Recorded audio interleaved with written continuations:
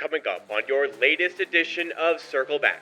I don't know where I was for the last 3 years, and I just woke up and this all happened. So I actually do also think that this will end up being resolved.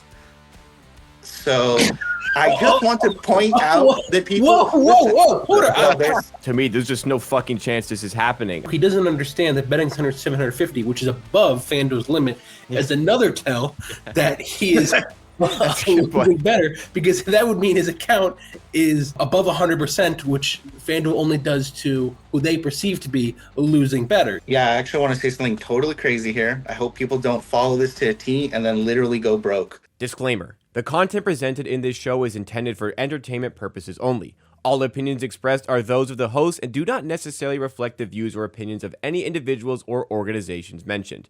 Statements made about public figures or entities are based on publicly available information and are not intended to harm or defame any person or business. This show relies on fair use of social media posts, which are presented in good faith for the purpose of commentary and criticism. Viewers and listeners are advised to form their own opinions.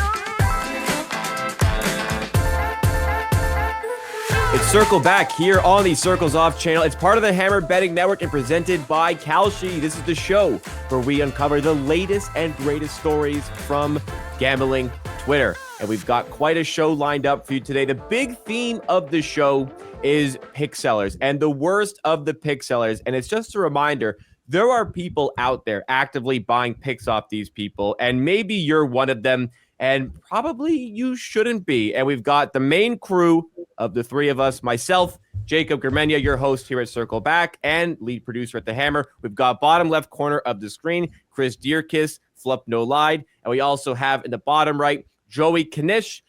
We have also joining us today as our fourth pro sports bettor, amateur when it comes to operating a camera. We spent about 20 minutes trying to figure out the camera. It hasn't worked. We'll soldier on with just the audio. But we have Porter at MLBK's sidekick, CEO of BAanalytics. How are you doing? Thank you so much for joining us here today. Thank you guys for having me on. It's a shame I couldn't figure out the camera, but it's a sports betting show. We'll survive. I think this is just a convenient excuse to be an anonymous troll on Twitter. Can never trust those people, and I can't see him, so he's not trustworthy. Have you seen Porter and Man of the Vig in the same room ever? I don't know. I don't know. Nah, I'm a real guy. There was a little bit of a worry that Flup wouldn't be able to record today. He was playing in the main event World Series of Poker. How did that go for you, Flup? You're here, so, I mean...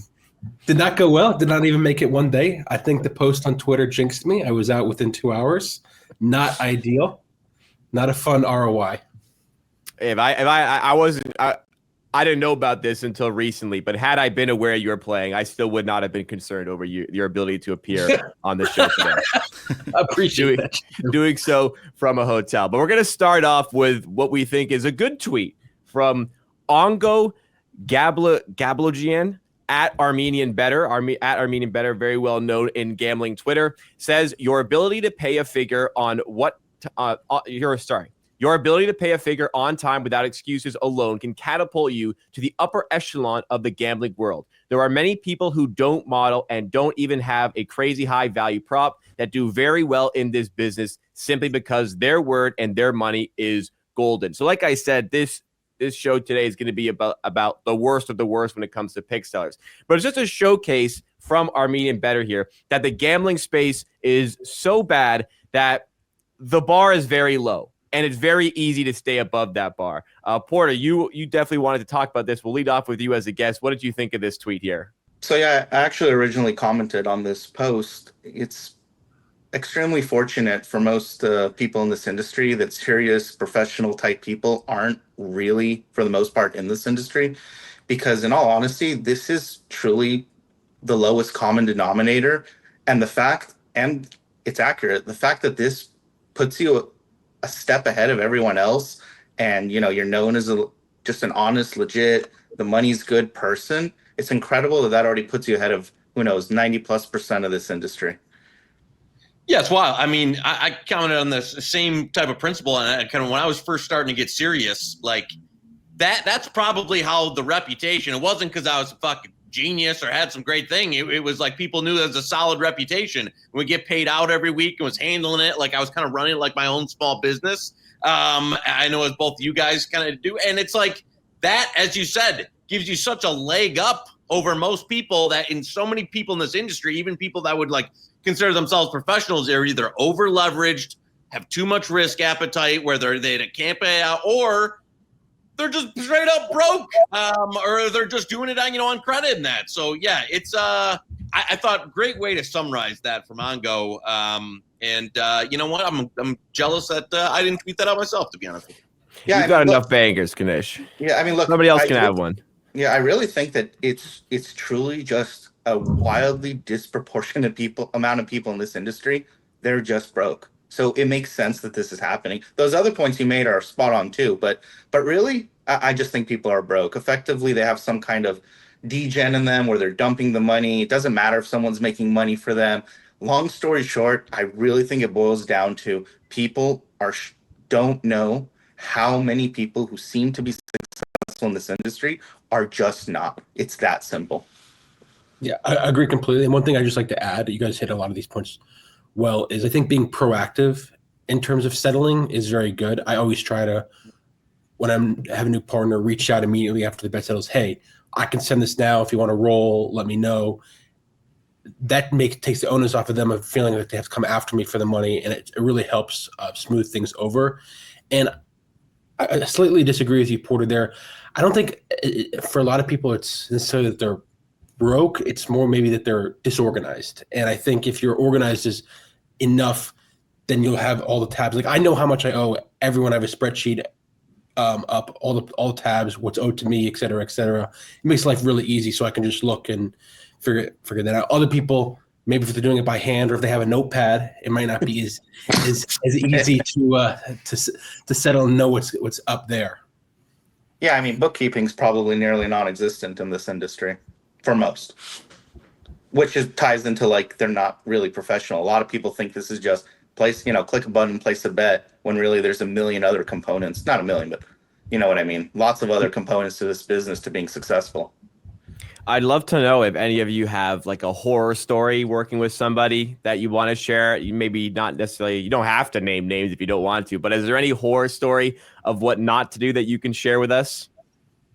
I mean, the number one thing is just people, it's funny. It's almost like a cut and paste out of ChatGPT. Someone will say, don't worry, I'm not going anywhere. I'm going to pay you. And then you get that same message with like a twist, a comma somewhere else, and they just say that same message again and again and again. When in reality, like you just kind of know, it's like I've seen this message 48 times. I know what's going to happen. So the way I work is I have a lot of partners. So like this happens more often. People are unbelievable. It's just not enough to win for people. That's all I can say. You have to handhold them the whole way. Someone has a cooked up excuse of like, hey, you know what? I'm taking my kid to the movies on Monday. I'll let me get you back Thursday. That's usually a bad sign. Tell you what, when I'm retiring, remind me, because I'll have I can't tell this now, but there's a guy who's not a huge fan of the show, who's named after a type of steak. I got a all-time story that I keep in the chamber. So yeah, I'll save that one for some point. Maybe one day. You gotta be subscribed so you find out when he does reveal. Yeah. What about you? What about you, Flep? I actually do not have any crazy stories about getting stiffed or anything like that. It's just I've been. Are you sure? Because I think there was like a lunatic mob on gambling Twitter that stiffed you like a month ago. I didn't get stiffed in that game. That was for Man of the Vegan Blueberry. I feel bad for them, but for myself, no. I mean, the only time it's like a bookie, but like I don't really consider that. Like I was going into it knowing that there was a high chance of getting stiffed there, so I don't really consider that. The only thing that's crazy for me is like I've misclicked a bet placed before. A trader of myself has misclicked a bet before, and we have to pay out, and that kind of sucks. But No, other than that, nothing crazy. Let me tell you, when I retire, I am going to ruin people. Ruin people. It is going to be a bloodbath. When I'm like officially done with this, it is going to be wild. I actually keep a notepad with like all the stories. I know no one's going to read it, but a few people are going to listen. It's going to be a bloodbath for people. Insane stuff. Literally throw up stories. How disgusting some people are. As you may have been able to tell, we have Porter on a different mic and camera at the moment now. He's very trustworthy with his money and with betting, but not so much with camera and mic. So we have him on his phone now, but that means we do get to see him. Hopefully he still sounds okay for you guys. That was the change. All right, get into our second topic now. If you're enjoying so far, make sure you do hit the like button. Also subscribe to the channel for shows like this every Tuesday and Friday morning, 8 a.m. Eastern time. But we're going to pull up some interesting markets here. The first one coming from Kalshi is, will the UFC host a fight at the White House by the U.S.'s 250th anniversary? So the 250th anniversary will be July 4th of July in 2026. And to celebrate, Donald Trump wants to hold a UFC event on White House ground. So how this will grade if that event occurs before July 5th, 2026, it will pay out as yes. And according to the Kalshi forecast here, there's a 63% chance of that happening. Let's go to you, Knish, first of all here. We've seen some claims from Donald Trump in the past. Is this one of the big ones that will come to fruition or will not come to fruition? What do you think? I mean, I'm not laying 63% on it because a lot of stuff comes out of the White House that doesn't necessarily, make it to reality. With that said, he is boys with Dana White. It doesn't seem. Yeah. My only thing would be like, from a security perspective, is this like achievable? I don't know. That's like a Secret Service type thing, but I'm sure they'll. I don't know. I even say, like, would I give it a go? At 63%, though, I'm not a buy. How about you, Flop? I just want to point out, when I'm looking at these markets on Kalshi, you have to look at the liquidity. This 63% is a very fake number to myself. There was like 3 dimes of liquidity from 63 to 70, all the way up to 90 cents or 90%. So this number is completely fake. If you actually have a real opinion here and you want to get $5,000, which isn't even that big of a bet for like a serious bettor, you're gonna have to post a way worse number. So for these niche markets, you got to look at the liquidity. And I don't know, I kind of agree with Knish here that 63% seems very high, but I don't really specialize in White House hosting events markets. That's not really my area of expertise. Could you potentially become an expert?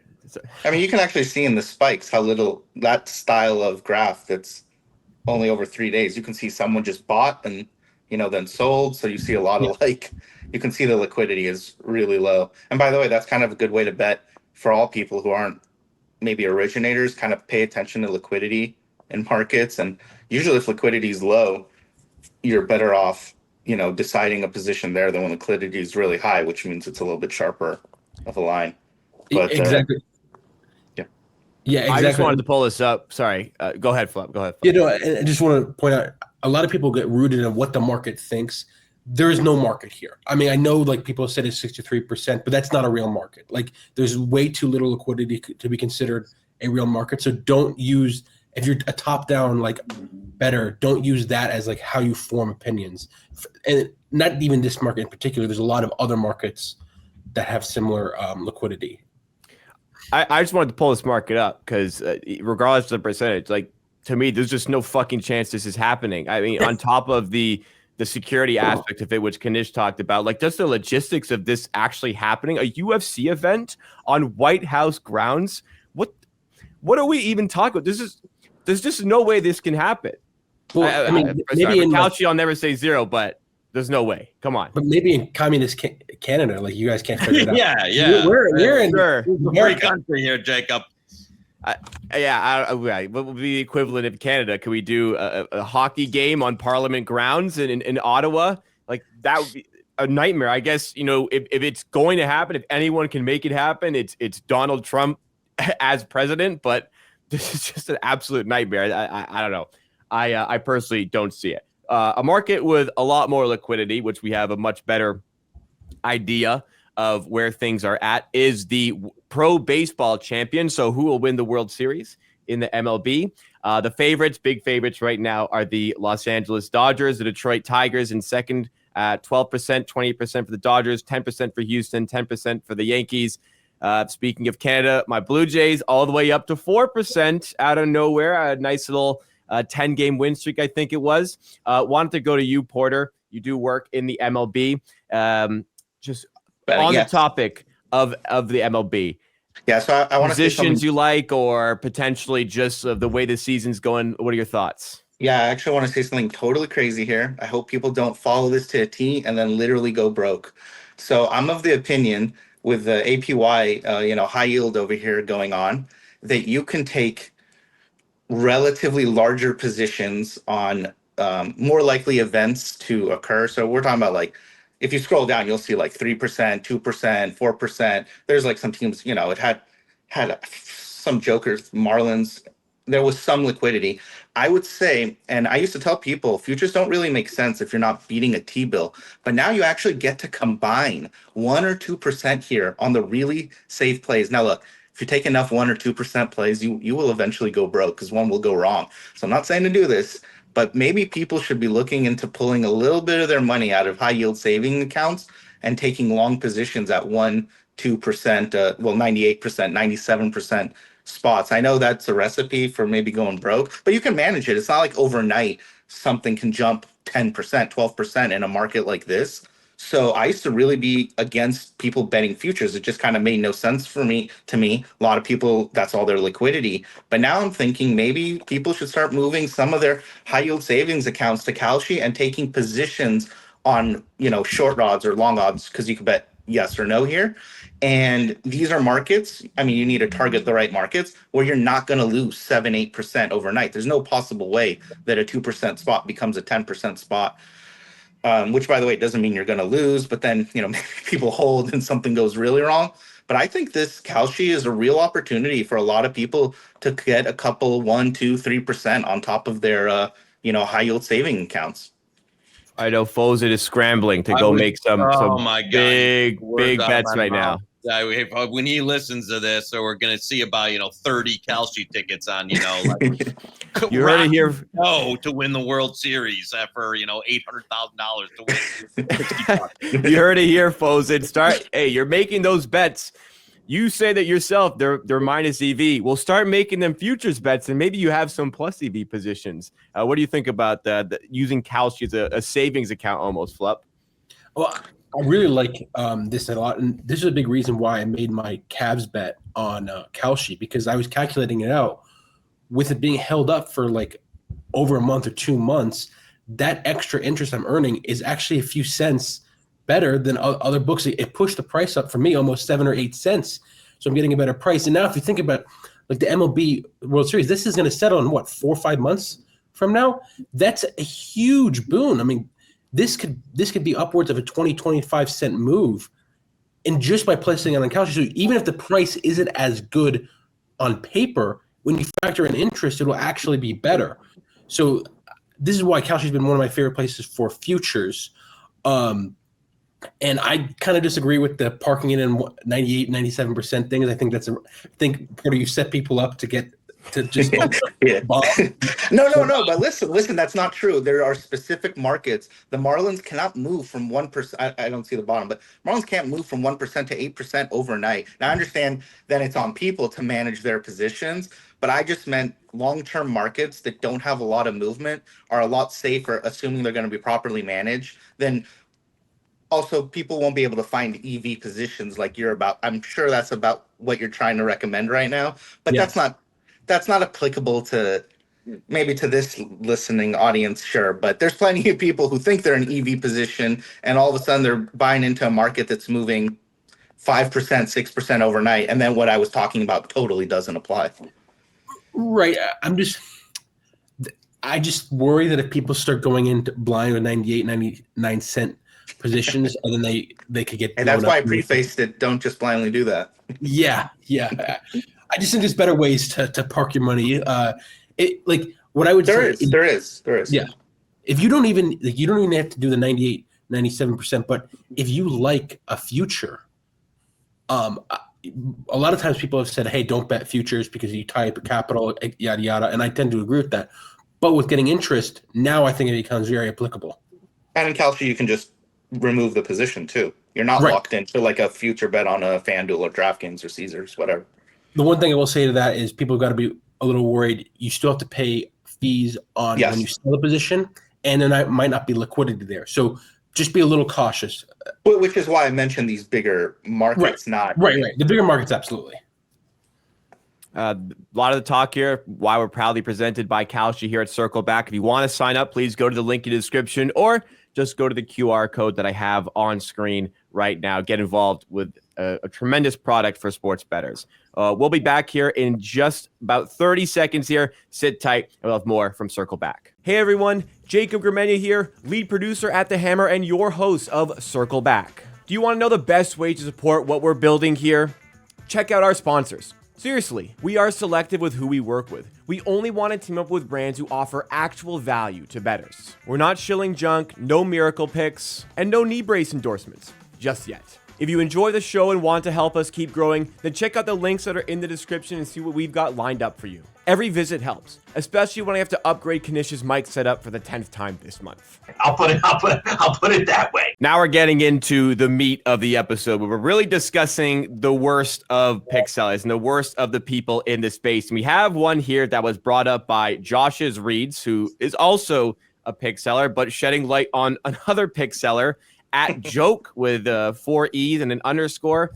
Joke has featured on the show before, but Josh's Reed says, bro's flexing, stealing his subs money to fly first class when he's down half a bankroll. There's no fucking way. And this is the interaction. He screenshotted. Josh's Reed said, your new clients can't afford to feed their children while you guys are going on vacation with their hard-earned money. Sad. And this is what Joke had to say. He says, it's okay to be jealous.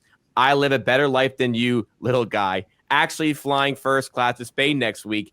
That makes you real mad, right? Keep grinding. You'll get there. Gonna go back to having you blog so every single day you can search my Twitter name to suck my dick daily.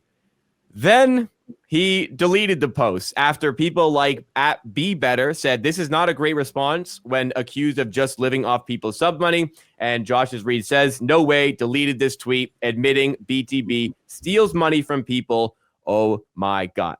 Like I said, these are the people that you are buying picks from. Flup, you've been against pick sellers in the past and currently against pick sellers. It's just, how are people putting money into things like this? Yeah, this is a little sad. And the point, we talked about this a few episodes ago, but the point is, like, just because you have past results, Joke was trying to say, oh, look, I'm up lifetime. Well, and sports betting, edges die. You need to have new edges, et cetera, et cetera. And the fact that you're down so many units, if you want people to continue scaling with you, it makes it very difficult. So you can't just lose 36 units, 50 units, 100 units. If people use 1% as 1 unit, that could be literally down a bankroll. You could go bust doing that.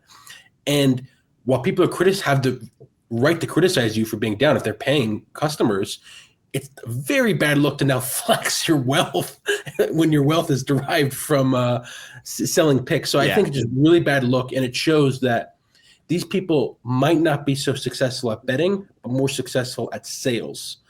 And I actually think Beat the Books here is better than average tout service. I've had my reservations, and I've said before I wouldn't recommend buying, but I think compared to others, they're a much better product. But it just shows you that it seems that they're probably making a lot of their money from selling, not earning from sports. I mean, Flup's softballing this here. Beat the book, get the better. I mean, come on with it. Here's what the model is. You put a bunch of these guys together that do all the home run parlays and the long shots. You have 6, 8, 10 of them in there. They throw them at the junk at you every day. Eventually somebody hits, or a couple of them hit, and you're like, it's like, wait, am I tailing 10 different people who have 20 different bets a day? So now I'm doing like 600 different, home run parlays every day, but I missed the one that hit, and but I got to keep going back. It's all this like perpetuating scam of people that I've said on the, like, this is another one. Like, what? This guy's like 175,000 followers. I don't know where I was for the last like 3 years, and I just woke up and this all happened. But I mean, I don't know. I'll give them credit. Yes, they're great at marketing. They're also great at, flying first class to Spain on your dime. I just want to nitpick the first row that he says it's okay to be jealous. I live a better life than you. What happens if someone more successful than him posted that comment? So just immediately that invalidates the whole statement. I've had conversations with Rob about this before. I'm a little bit different on my viewpoint. I have like a lot more capitalistic viewpoint, and I know I'm going to get criticized here, but I still believe this is a zero-sum industry. I'm going to get told by a million people that these guys who bet $10 a play don't help keep these sites afloat to allow other sharps to get a chance to win some. By the way, there's not just legal sites. There's other sites to bet on that this does help those individuals, keep taking people's actions. And I'm more of a zero-sum guy. So I'm like, if people are, what's the dumb? I guess that's the right word. If people are dumb enough to do this and follow this stuff, then so be it. They'll learn a lesson. Yeah, some people get hurt, but I'm sorry, that's just how the world works. It's not just in this industry. They have this nonsense for stock picks. They have this for drop shipping. They have this for everything. And there's just certain individuals in society that instead of putting in work, they want, the fast way out. So like, yeah, I mean, just the fact that they were continuing to do these long shot style plays. And I remember one time they posted that the odds reduced by like 70%, and they continue to post these, parlays. That's right away. It tells maybe us, people listening to this show, something. But unfortunately, there's a large segment of society that it tells them nothing. They just don't understand what's going on. And by the way, it's not just that this guy is good at marketing, getting followers. Think about it. There's 500 accounts doing this. So you're going to have 450 accounts that fail. All those 500 people have 5 guys giving random parlays. So we're just looking at it like in a small one-shot window. Trust me, there's a ton of groups, tout groups or whatever you call them, that fail that we don't see. But then you get this small segment because there's so many people trying this blow up. So you're actually getting this filter of whoever ran hot to become big enough on Twitter. So it's even more intense than just one Discord giving 5 people. You're going to get people rising up the crop that are, hundreds of accounts attempting to do this. You could do it yourself. Literally make 50 Twitters, 49 go bust, and one you picked up 250,000 followers. I mean, Vegas Dave is the OG inventor of this stuff, Sell play A one group, sell play B with the other group. Just keep doing this until it works out. You just need a bigger and bigger marketing list to get your stuff out. And, nothing better than Twitter or Instagram, whatever these guys use to do that. On the topic of, like they're allowed to sell picks, whatever, there are people dumb enough to buy it. Like, that's fair. Like, you can do this if you want, but it's also extremely fair for you to get called out for doing it and 100% to shed light on it for, hopefully a show like this where, if somebody is considering buying picks, somebody is paying for picks, like really take a look at who the person is that you're buying these picks from and be honest with yourself about it. Anything from you, Flip? Yeah, I just want to add, I think Porter made an excellent point at the end there. Like, we're dealing with a lot of survivorship bias, obviously, but I want to push back on what he said earlier. It's hard for me to support when I see outright thievery, even if it does net benefit me. Like, I agree, it is a zero-sum game. I would actually argue it's a negative-sum game because right, like the house has got to take their cut, they got to pay their staff, et cetera, et cetera.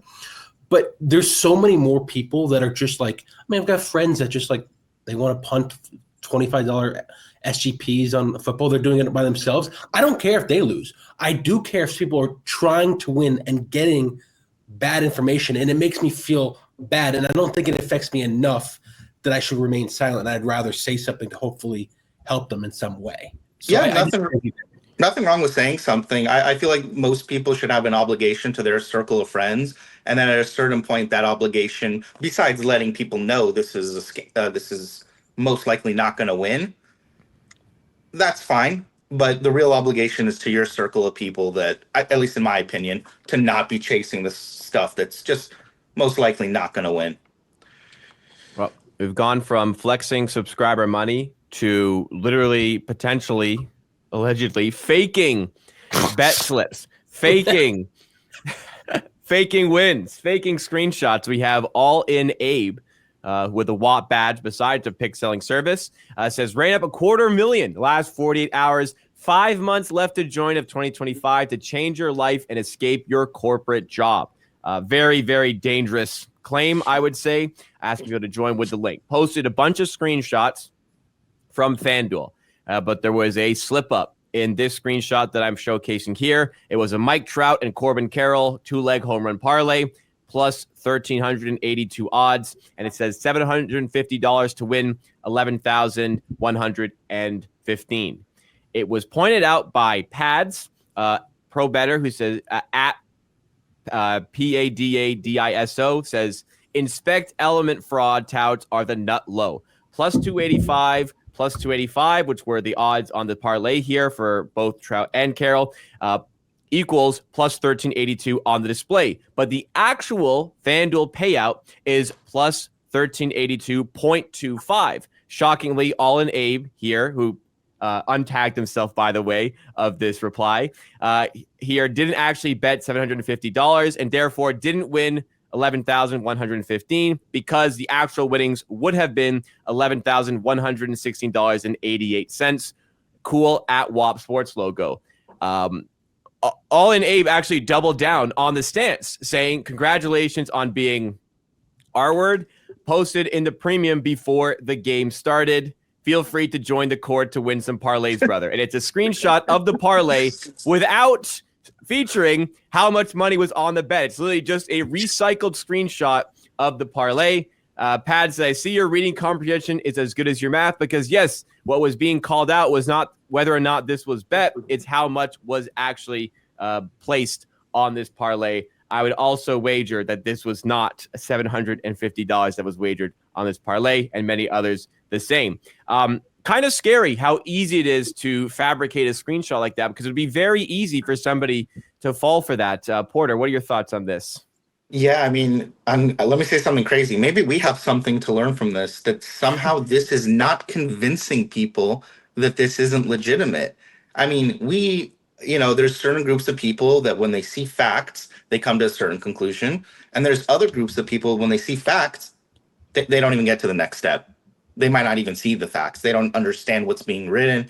So maybe if we're trying to communicate the problems in this industry with some of these things, maybe we should try to take a different angle because they're effectively, via logic, there isn't something more right now that can be done. You showed why he didn't place the bet. You showed that he received the wrong number. And the person is so confident that it's not going to hurt him that he doubled down on the statement. Yeah. So I get where we're all sitting here like, oh, what the heck is going on? This is insane. But maybe it's us that don't really understand how people work, how people think. What I will say is imagine one day if, the market changes, betting isn't that viable, and a person says, I'm not quitting. I'm going to stay in the sports betting industry. Imagine what happens the moment someone who's skilled at sports betting, who before they made this post would never make that mistake, which probably does affect some of his business, maybe not at scale. But imagine what happens when someone who's actually a skilled sports bettor or someone who's skilled in the business decides, you know what, screw this, I'm gonna do this. That is terrifying. Yeah, so this account has 137,000 followers, almost 138,000 followers on Twitter. A lot of the comments are about the screenshots being fake, but more of the comments are in support of the amazing heater that this user is on. I mean, if anybody hasn't figured it out, you can just make a lot of these bets, and then the ones that win. Yeah, what's the minimum? 10 cents? I don't know. No, I've never tried a minimum bet, so I don't know. You nailed it. This guy's like allegedly taking, betting a dollar to a quarter on this and like taking the screenshot, chopping it up and then reposting it as he's posting $750. And I mean, this, to your point, Jacob, though, and Porter, like, this is just what people want right now. This is like in the tout sales business, the straights and everything is out the window. People want like this home run, like dollar SGP is going to change my life, and it's getting taken advantage of. That's why, these people have like that have only been around for a few years, 100,000 followers, 150,000 followers, 200,000 followers. And I really don't know. I know Rob has mentioned this on the lesser circle back, that it's like he used to, and I remember in the days when he would go after Philly Godfather, and I used to go, more hard on it, tout like myself. You get kind of tired of yelling at clouds. Like, you can only do so much before realizing like I'm not making any significant impact on this person's business because there's too many. I don't know. There's too much interest. Too many people that sheep that are looking for to take buy this stuff. So it's frustrating. Yeah, Porter. I just want to point out one thing. I think he definitely did place the bet. Yeah. It was just for like $1 probably, or 25 cents, or, as Joey said. But it's funny because he's telling himself on two different ways. One, that he didn't bet $750, and two, he doesn't understand that betting $750, which is above FanDuel's limit, is another tell that he is doing better, because that would mean his account is above 100%, which FanDuel only does to who they perceive to be losing better. So I don't understand how this guy's 130,000 followers. Maybe I'm wrong. Maybe Porter's right. Maybe it's just survivorship bias, and this guy isn't that skilled in marketing. He's just one of the lucky ones that went on a nice heater, and people followed him and built a following, and he's able to take advantage of his followers. It's really sad to see that. I was looking at his profile the other day. He's bragging about he bought his sister a car, and dream car, and he said, "Thanks, FanDuel Sportsbook." They act like, oh, yeah, it's FanDuel, but it's not FanDuel. It's the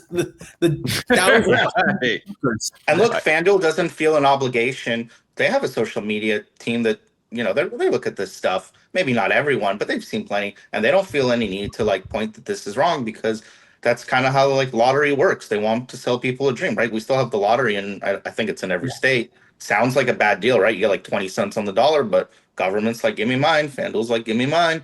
I don't know. They don't feel an obligation to help people out. Go ahead. Sorry. It is funny to me that these people say oh, it's against the sports book, and at the same time, these same people will have I'm not sure it's but I'm talking about touts in general now. They'll have sign up bonuses if you sign up to FanDuel using their link, and they're shocked that FanDuel is helping them get more customers and paying them. It's maybe FanDuel wants your customers to come in because you're actually not a big bettor. I think anyone has a promo code is typically not a good sign. Well, from the Hammer has had promo codes. No.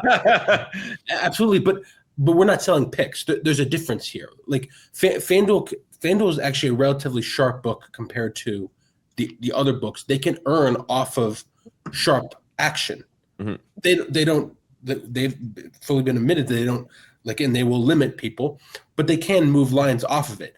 Anyone that's selling a pick that has a promo code that's their only purpose is selling picks, that should be a telltale sign that they're not winning. Having a promo code is not necessarily bad, but selling picks with a promo code, that's not a good sign in my opinion. And trust me, plenty of people who saw this post have heard the message that you've said before, and it doesn't get through.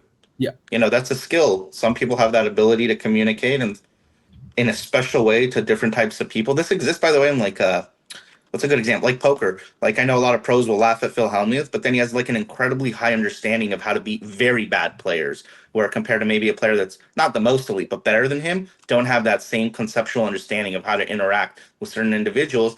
And the survivorship bias people, but some of them have also gained some skill into figuring out what to feed their customer. That's it. Simple as that. And they're good at it. Well said there. Let's go to our next topic here. This comes from Pamela Maldonado, does sports betting content, and she had a long blurb about tennis betting. Knish is already rubbing his face. I'll read it out so everyone can hear.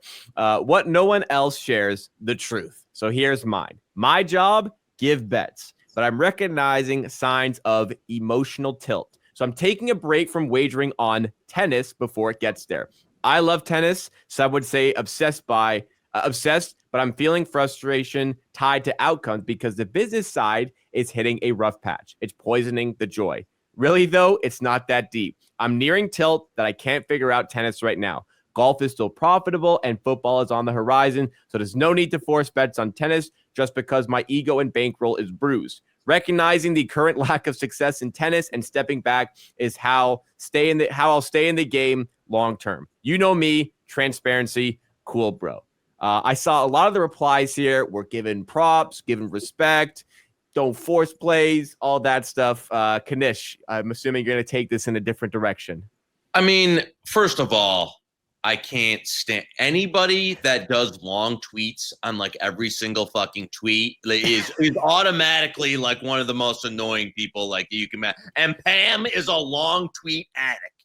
The second thing is, this reminds me, and I'll give the B crew some quality. They talked about the Ariel Epstein message or tweet that she sent the other day, where it's almost like you're sending something knowing it's going to drum up a lot of like appreciation. And when you kind of put out these sports betting cues of like bankroll management, I'm going to take a step back, I'm going to go back in the lab and, you know, work on it and then wait for football. Well, that it's like this hits all the typical cliches where anybody that has half a clue what they're doing would be like, oh, I'm just hitting, you know, if they actually have an edge, hitting a run of variance, I'll just let it play out. Not I'm going to, you know, take a step back and, have some, emotional time for myself until I get back. So, and Pam is famous for these. So, that was a rough one. This to me is somebody who doesn't know how to bet.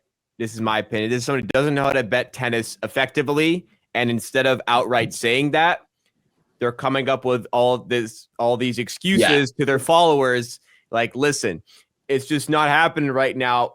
I'm going to take a step back emotionally. Like, you just don't want to say, I don't have an edge on tennis. So we're not going to bet tennis anymore. What do you think, Flip?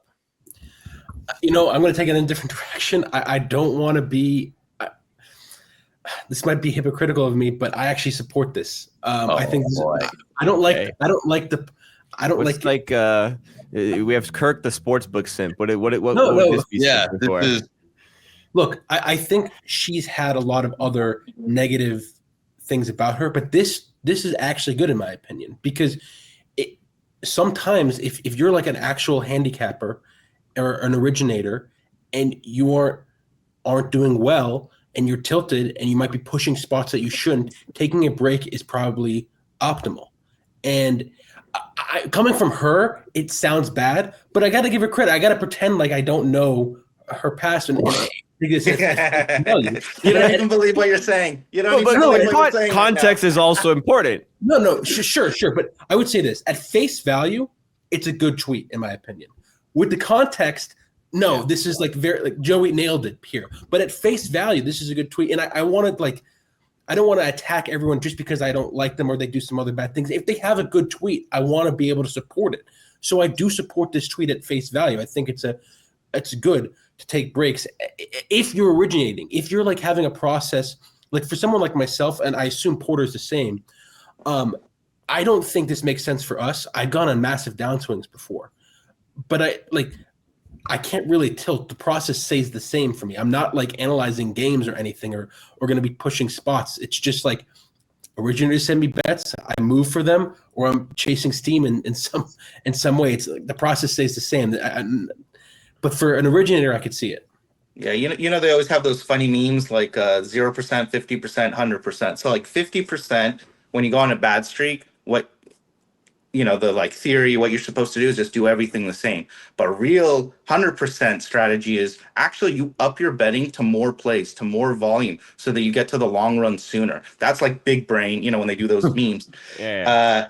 You literally explained why you don't believe what she's saying is good. It's like if you change the name of the person who tweeted this, then yes. But when it's this person's name, I actually think the problem is most people, not most, some, and I don't know her, I believe she doesn't know that she's not a winning bettor. I'm guessing. There are some people I know for sure know they aren't. I'm guessing here that she doesn't even know. And this is part of the problem when your strategy for handicapping is pie in the sky, like analyzing random things that don't really have value.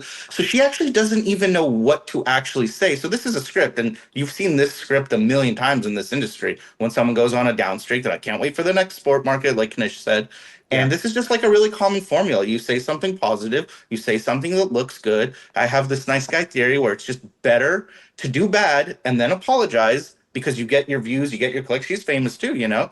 And if she didn't do this stuff, she'd probably have half as many followers. So this is just like a formula that touts follow. It works. You know, the American mindset is always like, there's a lot of this like forgiveness, even when things are going wrong. And this strategy just works. But I am not sure that she doesn't know that she's not a winner. That's it. Or she doesn't know what to do to handicap. I don't know that she knows that. Porter, does that make you support? Do you prefer the people that don't know, or do you prefer the people that do know? Like, do you think they're better? Well, it's a lot darker. You know, I don't want to answer. Well, you know, I think it's better question, if I'm like looking at somebody and they're just blissfully ignorant of the fact that they're not a winning better. At least they are not. At least they believe in themselves that they're actually selling a good product. The people that know they're selling shit and continue to pump it and continue to advertise it, that is the lowest of the low. Yeah, like, that is I think that's the difference basement between of Pam society. and Abe. Pam thinks, you know, I'm just cold in tennis right now. Abe is, you know, doctoring up a screenshot.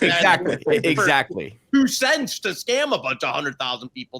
so you don't appreciate putting in hard work, Knish? I also want to level a bit with what Flup was saying in the sense, like, okay, like, at least they're not recognizing it, but they believe they're winning better than, like, at least, like, you know, it's not getting to a point like, you know, because if somebody's not a winning better, but they think they are, and they have enough presence of mind that they're doing very poorly in a sport, and they go, okay, let's just stay off of this sport because I'm just sinking money on this sport. I think that's fine, but again, the context matters. This scenario here, and it's not specifically Pam that's done this in the past, but a friend of this show, Spinfluencer, has posted before. It'll be like, and when the NHL season starts, everyone knows NHL is where the best plays are at. Make sure you sign up. And then he goes, boy, well, MLB season is coming. Everyone knows MLB is my best sport. Then I'll go to football. NFL is where the real money is at. This is where we're going to hit it. So, again, all in the same conversation of marketing, all in the same conversation of just trying to make yourself look the best for your followers, when in reality, the one thing that can prove to anybody is third-party tracking, verified third-party tracking. That's all you need. You don't need all these paragraphs and everything. Yeah, and one personal anecdote for myself is when I was younger and I was coming up and playing poker, one of my proudest moments looking back was I was playing a lot of heads up. I stopped playing certain people because I knew they were better than me. I had, like, being self-aware enough to say, hey, I'm not better than you. I'm not going to play you is a good thing. And for betting, if you don't have an edge in a certain market, don't bet it. And if you're aware enough of this, it's like when you're playing. I know Porter mentioned before. I'm sure you're the same as me. When I'm grinding live cash and I'm looking at 2-5 or 5-10 tables, I don't want to play certain tables. I want to play others because you got to know where your edge is. So if you're an up and coming bettor and you're getting smashed, if you have the self-awareness, that could be a really, really huge boon later on. What about an up-and-coming tout? I don't know about that. We're transitioning now into your comments from the previous week's episode. As always, if you have something you want to comment, make sure you do so down below. We look at all the comments and we take some of the best and some of the worst, just the ones we want to react to for the show. For the next week. We have 3 comments from the previous show. While you're down there in the comment section, by the way, today, make sure as well you have hit that like button and you are subscribed to the channel. People came for you, Flup. A lot of people really liked how you laid out the big, beautiful bill and its effect on sports bettors. This person did not. This is I am for real 9614 says Flup is full of copium. Amen. Sports betting is over for him. There's no shot this changes by the end of 2025. Books love this change until they make an example of a rec bettor doing his tax wrong, which will never happen. Let's get this guy some gear. No, this is comment of the day. I'm gonna double down, triple down, whatever. Even after seeing today, where the one senator, I'm blanking on his name, blocked it for the unanimous consent, but I feel even stronger than I did before that this gets signed by the end of 2026. Or by the end of 2025, rather, before 2026, I would lay like 98% that it gets signed. So, you know, Porter, if Kalshi wants to post a line here, I'll put that action in. We can, you know, I'll take Porter's advice and move my money from my Roth IRA to this. Oh man, we're gonna send people broke to listen to some of this stuff.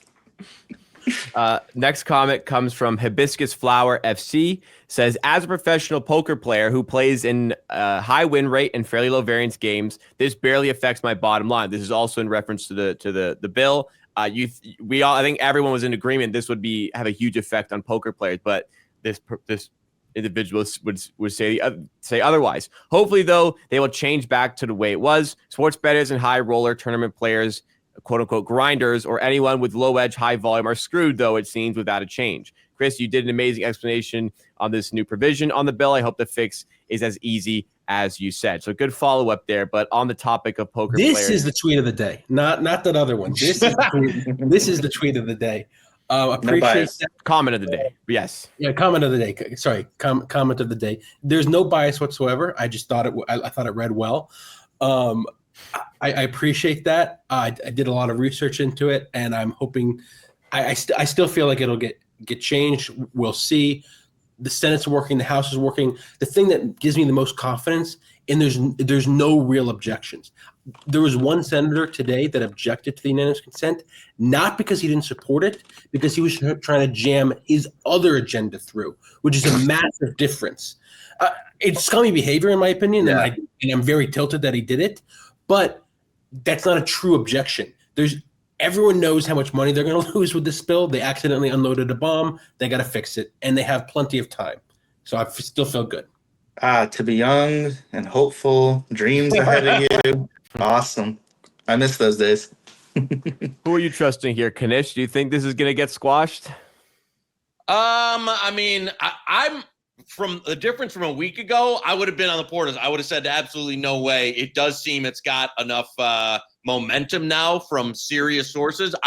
I'd love to know like kind of the 30 for 30 on this of what influential people have kind of gotten into the ear of some critical politicians. Maybe we'll know at some point, but it's got a lot more mainstream attention now than it did when we did last week's show. So I wouldn't put it at 98% like Flup, but it seems to be heading in the right direction.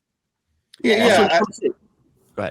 I agree. The trend is in the right direction for sure. That it'll get better. To add one thing, 98% is still freaking scary when prior to like 3 weeks ago, we were at 0%. Like I was going to come into 2026 excited, ready to grind. And now there's actually a non-zero chance I might not be able to. So I might seem like I'm full of copium, but it's still scary. Last comment, similar topic as well. This is from or PJ Yast. Sorry, I don't know. PJYAST says big gambling doesn't want anyone the least bit sharp to be betting. If you track how much you win and lose, you're already too sharp for what these sports books are looking for, in my opinion. So sports books, and we talked about it on the Tuesday show, sports books have been in favor, or I really haven't said anything, but anybody that has said anything has been in favor and in support of the bill. That's the biggest question, right? Is like, why did the American Gaming Association take that stance? Why has no sports book come out to say anything about this? And I don't have a great answer for that. I don't have a great theory. All right. You guys missed the point. Last episode, I think, actually, I got to give Kirk, I don't like doing this, but he did nail this. Well, he probably knows 100 sportsbooks employees the way he talks. So, yeah, I'm sure he did have some good insight. First of all, everyone attacked the American Gaming Association for good reason, in my opinion, because they're pretty shitty in general. But they said at the last sentence that they were working with Congress to do it. No one knew this happened. Most sports books are just like programmed that when the tax rates go up and the GGR tax goes, they have an auto response because it's easy. They don't know that this tax was introduced. They don't know how to respond. They've got to take time to respond. So asking them to respond in a day or two when they have a whole legal process and things to go over isn't really possible. Additionally, the AGA did acknowledge it and we're working. And this might sound stupid, but this is unfortunately how it works. Donald Trump is not the kind of person that attacking him and then trying to get it, hoping for a change is not really how it works. You've got to kiss his ass. That's really how it works. So saying the bill is great, and then, oh, by the way, this this accidental tax, we should work that on, is probably the most optimal way to get it changed. And that's how they should do it. So these sports books should be working in the shadows, working behind the scenes, working on a public statement if it needs to get there. But it's so much support that it can easily get fixed with a couple senators, Derek Stevens saying something publicly. That they don't. Why do they need to risk attacking Congress, who already is trying to tax them out the wazoo? So these attack on the AGA and attack on sports books it made sense that how they were acting, in my opinion. Yeah, flip the optimist. Go ahead. Well, the realist, not the optimist. The realist. Segueing to a very similar topic, perhaps some of the reason for the optimism is because Dina Titus, representative, Congresswoman of Nevada, I don't know if that's the correct terminology, but representative in Nevada, says the Fair Bet Act, which is the act that is trying to be put in place to help with this bill and help sports bettors, says the Fair Bet Act now has bipartisan support. Thank you, Republican Troy, is it Niels? I'm not sure, for signing on. I will continue championing this legislation through Congress. Keep the momentum going. Sigma Squirrel at Squirrel Sigma says momentum, and a Republican's co-sponsor, which is important. Dina Titus is a Democrat. Having a Republican co-sponsor will help the bill along, it would seem. Spanky had this update, said Congresswoman Titus is unable to attend Bet Bash due to prior commitments, but will send a pre-recorded message to our attendees to hear. This is because Spanky was trying to actually get her to attend Bet Bash, where I think she would be brought in like a hero to everybody who was there. It says, we thank the Congresswoman for championing this cause. I've reached out to the other sponsors of the Fair Bet Act, extending them all an invitation to Bet Bash. We'll keep you guys posted as soon as I hear something. We'll see if we get anything out of that. If I'm just real quick, if I'm on the Dina team, I said just fly in for an hour, have her walk in the room full of sports bettors. The hero's welcome. You have somebody video it and you put it online. That's it. See, 2-second speech. You fly in and out. It'd be like the best re-election campaign stuff. And I should be on her social team. Dina, we're going to be there for 15 minutes. We'll have people, throw flowers at you, and then we can, post it online like you're a hero across the country. She'd be governor of Nevada when I'm done. Go ahead, Jacob. Well, just the last tweet that we have here comes from Captain Jack Andrews, who also feels a little bit of the optimism that Flupp is feeling. He says, in a few years, the 30 for 30 about the week in July 2025 that almost killed the $150 billion sports betting industry is going to be a riveting watch. In the space of 1 week, New Jersey criminalized betting syndicates and betting partnerships. California signaled they would make DFS illegal. New Jersey made sweepstakes betting illegal. New York introduced a bill to eliminate the ability to write off any gambling losses against wins. Congress passed a law that makes gambling with any intention of profit wholly untenable. So a lot of the optimism is being shared here by Dina Titus, Congresswoman. We also have Captain Jack Andrews. Porter, you're not feeling this optimism that others are feeling. I'm just trying to, I understand that it was a different scenario, but I've been through this cycle of something being banned before that was very important to a group. I understand it's not that similar, but I just have this personal experience with poker where it got banned with Black Friday. There was a lot of optimism back then, even though it was probably foolhardy.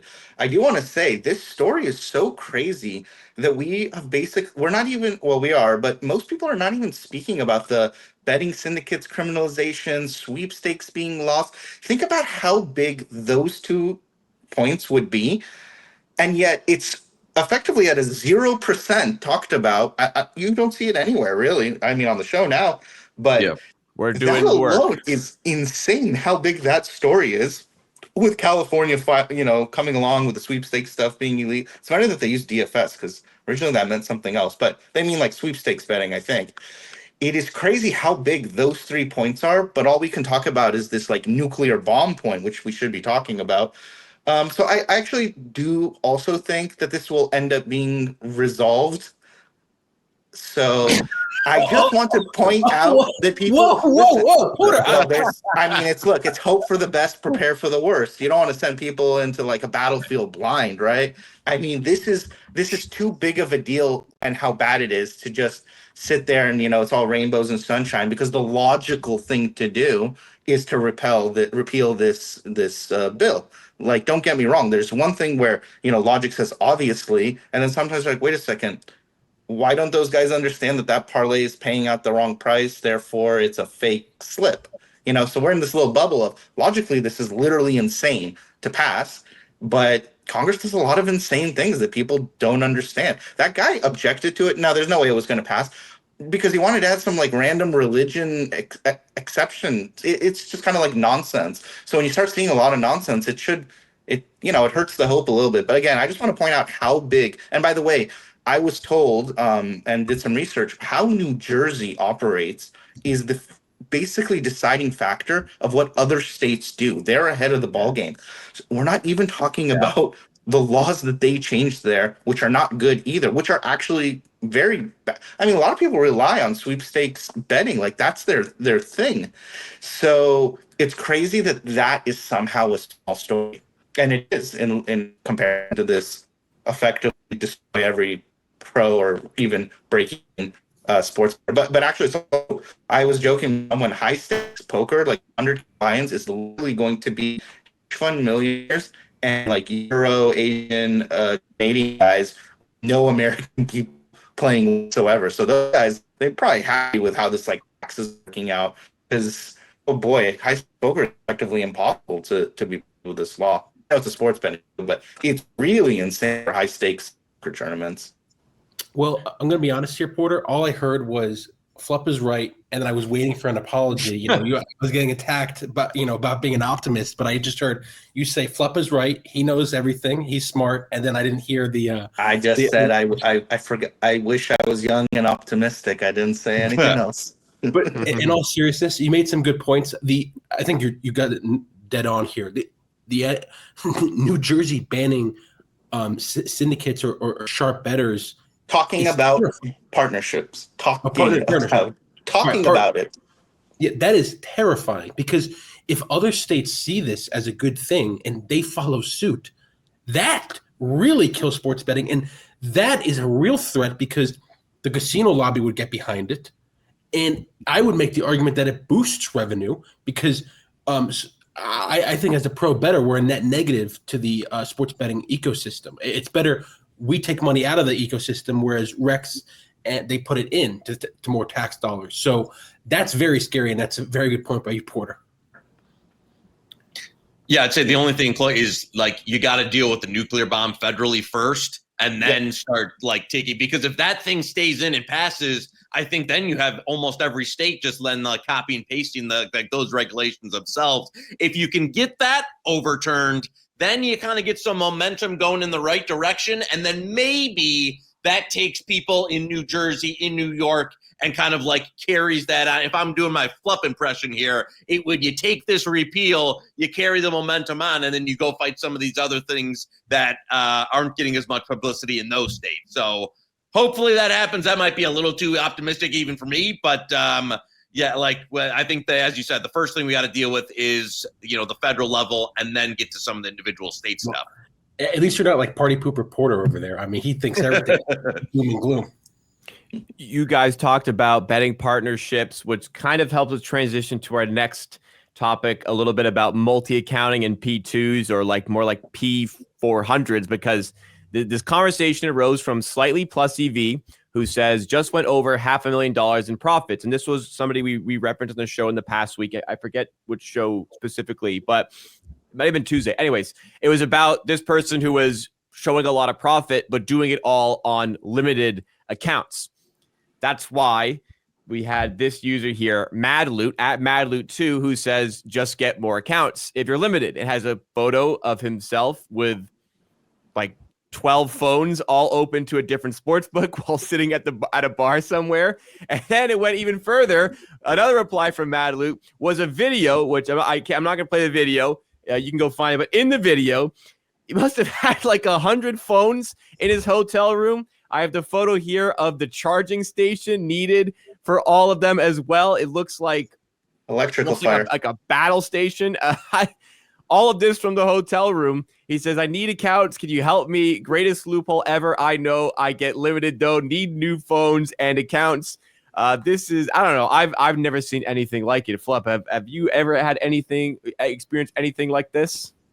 Yes, I have very similar screenshots that I will not be sharing. But this guy's a legend. Mad Loot, I was dying watching. It's good. The video was great. Yeah, he is just a legend. I don't know why he's posting it, but I'm dying laughing. He's hilarious. Yeah, I was going to say. He's doomed. His place is going to burn down. Look at this charging station. This is a good game. Bye-bye. I actually, I think I know who this is. In today's climate, I wouldn't be posting this stuff. I'll just say it like that. I think 5 years ago, if you wanted to do something like this, it'd probably be that. I wouldn't. If you're out there doing this, wouldn't recommend putting it online. There is a YouTube documentary. It's a kind of famous guy. I forget his name. That it was exactly this. It was like a 40-minute. I know exactly what you're talking about. Yeah. I know, but not honestly. Too. I like how he labeled them with different names. Yeah, they've all got like the sports book taped to the back with like a label. Which sports book he can bet with this phone. This is great. I don't have the experience in sports betting that these other guys do. I've never seen anything like this. I do agree. Probably shouldn't be posting it, but to a certain degree. Like if you're just looking for accounts, is this a way to help get accounts? Because a lot of the replies actually were people reaching out, trying to help give him accounts. So does this fit into the risk reward, which we've talked about on this show a lot? Do you have to take this risk because reward is all these extra accounts? As I get older, I don't care what anybody says. The answer is yes to that question. Now, you guys can say whatever you want. I'm now going to not listen because you can't convince me otherwise. Porter's right. I mean, it is worth it. Okay. I'm sure it's beneficial strategy for old man. All right. It is that time of the show. We are going to the chopping block. This is all the stuff that didn't quite warrant full-scale segments. We do want to discuss on the show, and it still kind of fits into our categories of the people you're buying picks from. But for some of them, it's the people you are still paying for sports betting services from, not necessarily picks in particular. This is OddsJam, and there was an email that was sent out by OddsJam, which was brought up here by Dr. Plop on Twitter. Dr. Plop with a 0 instead of an O says, back to some incredible OddsJam sales content. Let's hope we keep it up. Just a quick, I'll read it before I read that, but we've seen some cringy OddsJam promotion in the past. This might be the best. It says, hi, Ed. Went on a nice date last night at a fancy seafood restaurant. 2 apps, 2 entrees, and 2 cocktails. In my head, I thought it'd come out to 100 something. The final bill, $220. Yikes. Maybe my mental math needs some work. Luckily, while my date went to the bathroom, I pulled out the OddsJam arbitrage tool and locked in a huge arb that made me $60 just like that. I was back to within the budget I set in my head for the night. The OddsJam arbitrage tool scanned 100 books, talked about the product. Let me show you exactly how I did it. And Plop says, just a quick live table tennis arb while your soft 7 date is escaping out the bathroom window. Flop. Wait. I'm dying here. I'm going to give the most insane alpha Go ahead. ever. This alpha is crazy. When you're using ChatGPT, please delete those hyphens, like in between the word cocktails. The long hyphens, yeah. And, that's a tell. Yeah. So, guys, insane alpha. When you're talking with people using ChatGPT, delete those out. It is so much harder to pick it up. And then, how many people do you know put those 3 little periods as if you're thinking a little bit for a moment when you talk? Come on, guys. It's a little bit of strategy. This is as bad as the guy, almost as bad as the guy who can't figure out what 285 plus 285 parlay is. Not as bad. But now let's talk about the funny part about this thing. Flop, you got your start in sports betting with OddsJam, so I wanted to start with you. I can't hate OddsJam. It brought me, without OddsJam, I wouldn't be here today. It's hard for me to hate it. I hate OddsJam even more. It's so cringe. I have to. This is just so funny. I mean, how can you not appreciate this? Could you just fucking imagine your date goes to the bathroom, like, fuck, the bill's $220. Fuck, I can't afford extra $120 for the bill. The funny thing is, it wasn't even paying off the bill. It was like it got it from $220 to $160. Yeah, $160. What, like also like 100. you're at a seafood restaurant. You both got an entree. You both got cocktails. You both got apps. How the fuck do you ever think that was going to come to $100? Maybe I live downtown Toronto and I'm just completely skewed on what food costs because everything's ridiculously pricey here. But like, that was never going to cost 100 either. Anyways, that's not what's funny about this? I'm pretty sure. I guarantee you this has happened. Like this kind of stuff. It's super cringe. It sounds something. I'm a little bit older, I think, than at least Flup and you, but Knish and I think are similar age. But I can totally see some young cringy kid doing this. Like, okay, so that's sad, but still, this is actually hilarious. Wait, you guys in your 50s or something? How old are you? Yeah, just the thought of this, just the mental image of this. I would love like an animator to like just bring this to life because this is truly fantastic stuff. We'll go to the next one here. We have TR handicap tracker at TR_tracker. This user will track Wager Talk. I believe it's Wager Talk. The people on Wager Talk, this user will track their picks because they're not doing it themselves and to showcase whether they are profitable or not. Bill Krakenberger, who has just joined Wager Talk, been there for 3 months on their tracking page, is already showcasing to be their number one all-time in NFL futures in win totals, despite the fact he has just joined. Porter, could you explain why this is potentially a problem for them? I want to say something about Bill. So I think Bill is actually I'm not saying this is like fully correct, but I actually believe Bill is the closest to the theory I was talking about. Someone who, was kind of sharp, had lots of accounts, gave up on it's just annoying. Account gathering is annoying. And he sort of shifted to this. So it's someone that was at least somewhat legit that has now shifted to this world. I think he's one of the best examples of the comment that I made before. I mean, they should have said he was only on the site for 1 month. 3 months? Oh, he's that good. Yeah, this is you nailed it. This is kind of the new crack. He's an entertainer. We'll say that. Put it like that. Yeah, pretty sad. I don't really anything else to add. I'm sorry. The next one comes from what's this? Kilkenny says, I get in the gambling Twitter mud one time. I don't even last 5 minutes. So it's a conversation from B Dunk, who was kind of like clowning on, I think it was the Tuesday show. He was clowning on other pick sellers, I believe it was. Now he's on the other side of it. He says people really list 9 people from a game that they like for a home run and victory lap when one hits. Kilkenny replied, said, am I high or is this your list of 14 people to homer tonight? I'm genuinely asking what the difference is. And it's B Dunk's yes post Monday dingers listing 14 people to hit a home run. B Dunk immediately blocks him. I mean, to do this to do this at all is obviously very embarrassing, but to tweet that out the same day you posted the exact same thing. I mean, like how fake is the sports, the pick selling industry getting the WAP logo there? I mean, even for a company like WAP, like, is this how you want your company to be represented? What do we think? They nailed it. All publicity is good publicity. It's really this simple. A year ago, 2 years ago, I was so angry and against this stuff.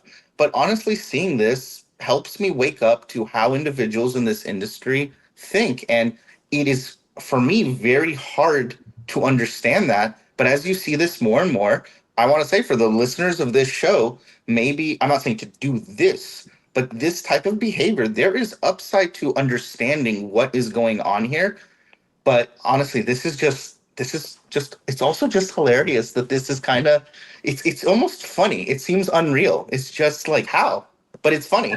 It's like such a common tactic now is like I'm going to call out somebody yet. Like you'll have a seller calling out. We talked about it. We had it in the first segment of this show. Like I'm a pick seller, but I'm going to call out this pick seller for shady tactics, even though I'm using those exact same tactics. But it's like part of my marketing strategy is just like going after someone, who's probably got a bigger following me that I'm going to be able to go after. And then boom, same thing. It boosts credibility. It's like, if I can spot a fraud, how can I be a fraud? That's exactly what it is. And it's really funny to see, but sad to see at the same time. Extremely. Next one comes from Spinfluencer, who I referenced earlier. Does similar content to, I'd say, what Circle Back does, but does it on Twitter. Says Spinfluencer PSA, the notorious Cash Out Kings Twitter account has been rebranded. The account is now selling plays on WAP as leg up picks. I don't have details on if he sold the account or if he's still operating it, but something to keep in mind as he has proudly scammed people in the past. This was initially brought up by KP at KP94X, talking about the switch from Cash Out King to leg up.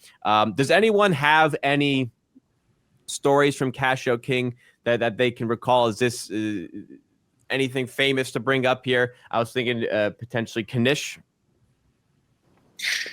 Oh, there's been some, listen, I don't want to give the guy too much stuff, but yeah, he had like the ultimate crash out on one of the early Spaces days of being a complete lunatic. So it wouldn't surprise me if he's rebranded and now chasing the Discord type of like new kind. He's probably seen what Porter's talked about. We've talked about like it was going in a different direction, and now he's trying this.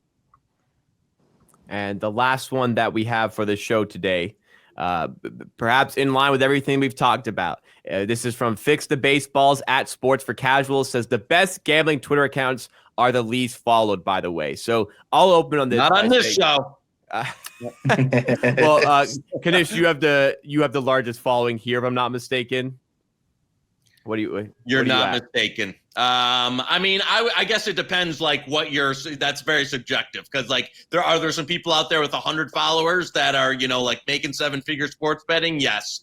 But I still think, especially in the community, there's people even, in the mid range and the good range, specifically 42,000, that would be, great follows. So I think what this is trying to hit at is a lot of like some of the lower scale accounts are just dedicated to giving strictly like important content, like important information. Whereas if you want to be a bigger account, you want to scale up, you have to start to utilize that's tactics that we've mentioned here. So there is a certain and when you start to use those tactics, you trade off a bit of your authenticity to do it. And I'm not going to like sit here like oblivious to this channel and the creation of Circle Back. Like in a way, this channel has gone in that direction a little bit to provide a bit of more entertainment and shock value with some of the content like this, going away from like the very strictly very serious interview types. But that's the trade-off in order to scale up. So I could see why this makes sense. Anything to add, Flup? Yeah, this might be a little bit hypocritical, but also if you have to spend time building your account, that's time you're not earning or working on like building your sports betting business. So, from that point of view, you can see why like a smaller account that doesn't tweet as much, maybe they're spending so much time working, and that's why they might be actually a better follow. And that's hypocritical considering I actually do think Knish is, not the best follow, but he's okay. There's other angles too. Some people started before gambling Twitter was really a thing, and then they're now trying to backtrack and catch up on what's going on. So it's like ranges. You got like the guy with 0 who literally isn't even on Twitter. I think this might be like a little bit old school mentality where people are still hiding. So that might be a reference to that too. And I don't really think people are like, at least the mid upper tier guys, I don't really think they're hiding anymore as much. So now I think it's like a race to try to grow, but then, everyone's got their skill. So if you're really good, most people are good at a couple things. So if you're really good at betting or really good at running a business, maybe you're not really good at social media. So, it's complicated. There's a lot of components. Hopefully you did enjoy the show today. Thank you so much, everybody, for tuning in to this edition of Circle Back. Thank you so much to Porter for joining us on the show today. If you want to follow him or anybody else that you see on the show today, you can go to the links in the description. While you're there, you can check out our sponsors as well. While you're down there, make sure you hit the like button on this episode. Make sure you subscribe to Circles Off for more content like this. We have some exciting things coming. We're putting the final touches on some certain areas of our studio to bring you even more content on the platform. You do not want to be missing out. Hit the notification bell so you never miss out on any of our content, and we will see you again next time for more content just like this.